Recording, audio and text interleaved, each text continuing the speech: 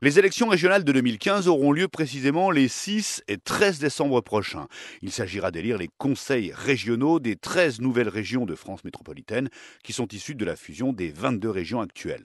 Alors pourquoi on vote en décembre? C'est vrai qu'en France, on est habitué depuis des décennies à voter autour du printemps. D'ailleurs, initialement, cette élection était planifiée pour mars 2015 en même temps que les départementales.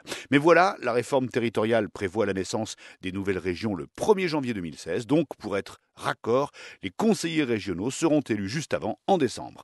Dans cette élection, on vote pour une liste régionale qui est composée de sections départementales. Chaque liste est constituée d'autant de sections qu'il y a de départements dans la région.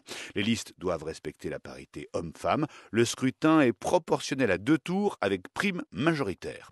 Cette élection va désigner 1757 conseillers régionaux pour les 13 régions de France métropolitaine, mais aussi des conseillers régionaux de Guadeloupe et de la Réunion, et puis des conseillers des assemblées de Guyane et de Martinique. Les conseillers régionaux sont élus pour 6 ans. Le président de chaque région n'est pas élu directement par vous et moi, non.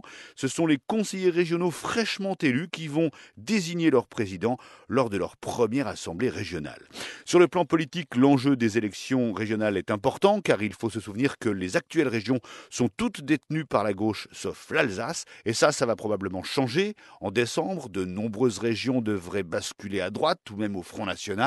Le scrutin est également important car c'est le dernier avant l'élection présidentielle de 2017. Mais il n'est pas certain qu'il rassemble beaucoup d'électeurs. L'abstention guette, déjà pour une raison de calendrier. Les 6 et 13 décembre, c'est très proche de Noël. Dans cette période, les Français sont souvent très occupés par la préparation des fêtes, les achats de cadeaux, c'est la course. Pas sûr qu'ils aient vraiment la tête à la politique.